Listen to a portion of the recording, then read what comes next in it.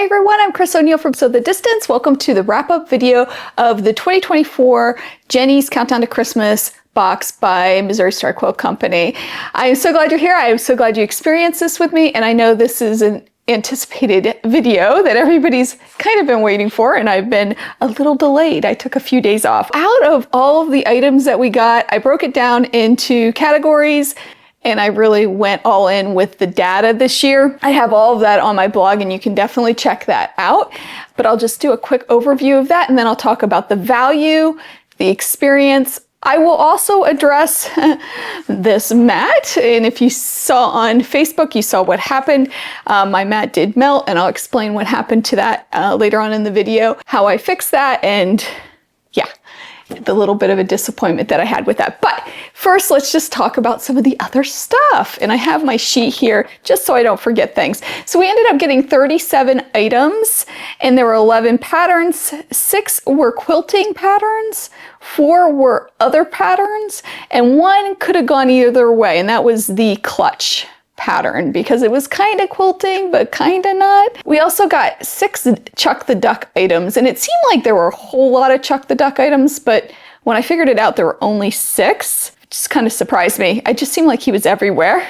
There were 19 branded items, and out of that 19 there were 2 that were blatantly branded, like the ornaments that actually had the logo on the back. The rest of the stuff was kind of subtle. It was the Missouri Star Quilt colors.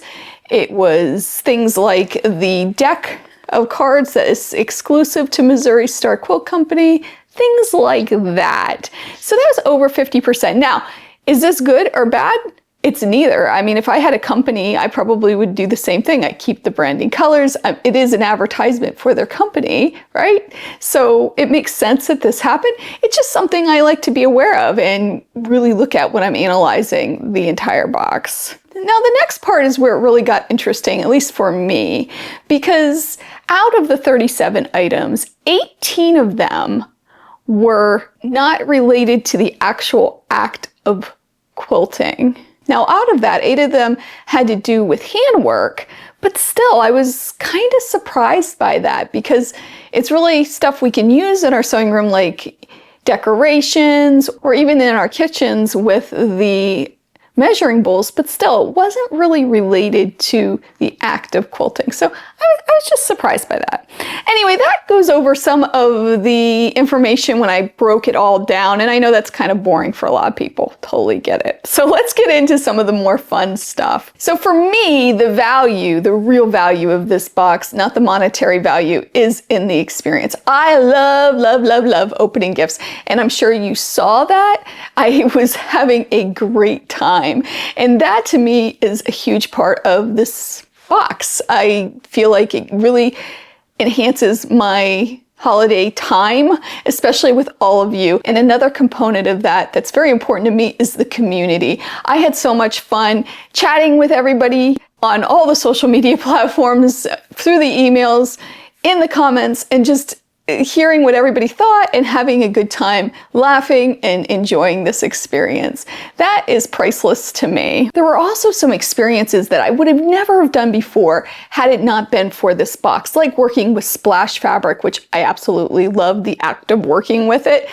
Amazing. Can't wait to play with that some more. Working with the chenille, embroidering on the felt, using beads in embroidery, so many things. Even making the purse kit, I would have never ever have done that on my own. So I'm glad that it pushed me out of my comfort zone some. And of course, I love the surprises every day because I love surprises. But finally, let's talk about the monetary value. And I know many people may be here because of what happened with this mat.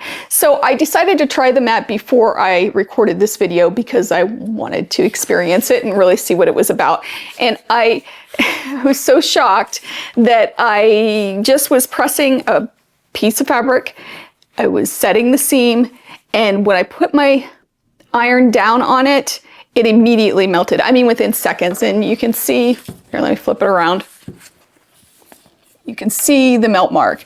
It was down for seconds. Now, I thought this was wool. I didn't read the tag, that's on me. It is not, it is felt. However, the tag does say it is a pressing mat. So I guess I'm a little disappointed that it really isn't iron safe. And I know people have said, well, you don't use a cotton setting on your iron on this, but I am a quilter, so I use a cotton setting. I didn't even think to not use a cotton setting, in fact, because I was using this mat for quilting. And that really, I was pretty upset when it happened. I did manage to get my iron cleaned. I used paper bags first, and then I used dryer sheets, and then I actually went in and used a iron cleaner. And all in all, I did get it all done. It is clean. It's probably cleaner than it was before. And it did take care of it. However, this mat is ruined. It's melted.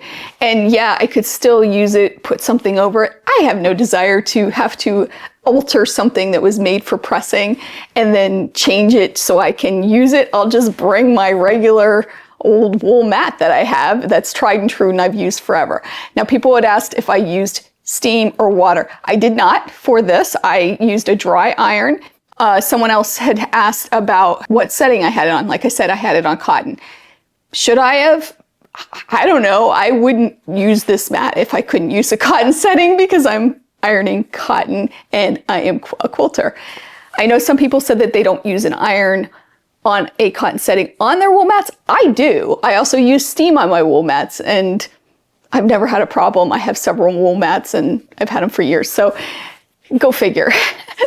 Lastly, when I started looking at this to see if I could take this wool mat off, well, this started to pull apart. So you can see the actual cutting mats coming off. All in all, I'm so disappointed in this. I will be contacting the company about it. I don't know what they'll do. I can't imagine they'll replace everyone's. Maybe they will. Maybe it was a bad batch and I happened to get the bad batch. I'm not sure. I know people have said that they're not having a problem with it. So that might be the case. I can't use this. I'm not going to use this.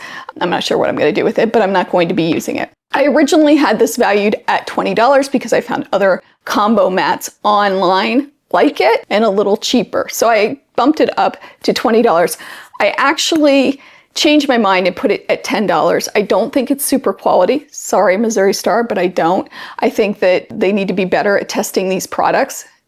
Yeah, I'm sure it could be a manufacturing problem, but you know, give it to 5 different employees and have them test it out before you put it out to the public. That's my opinion. I'm not affiliated, like you know, with Missouri Star Quilt Company, and it's just me giving my honest assessment of it. Overall, I am going to put this at $10. I know some of you might not agree with it, but that's what I'm putting it at just because of the frustration that it caused. Because of that, that brings our grand total, yay, to $422.50, which tells us it's $231.75 over what we paid for it here in the United States of $190.75. There were 37 items. That means on average, it was about $11.42 per item, or $16.90 per day, which is fantastic. Fantastic. So all in all, I think it is worth it, even with the frustrations with some of the products. It happens, I understand it. I mean, I can't imagine curating a box like this, but that's been my experience, and I definitely want to get that out there and let you all know what happened there, because I don't want it to happen to you. And just use caution with using your pressing mat if you choose to do so. So overall, thank you so much for joining me. I had such a good time with this. I know it ended kind of on a down note, but I don't mean it to, because I really did have a good time with this box and I can't wait for next year. So I hope you enjoyed it too. Let me know your thoughts in the comments. I'd love to hear. I do have a blog on this, breaking all this down, so you can check it out. And I hope you have a wonderful new year. I'll see you soon for my goal setting video that I do annually now, and some other wonderful stuff coming up in the new year. I hope you have a wonderful day. I hope you take some time to sew. I'll see you real soon. Bye.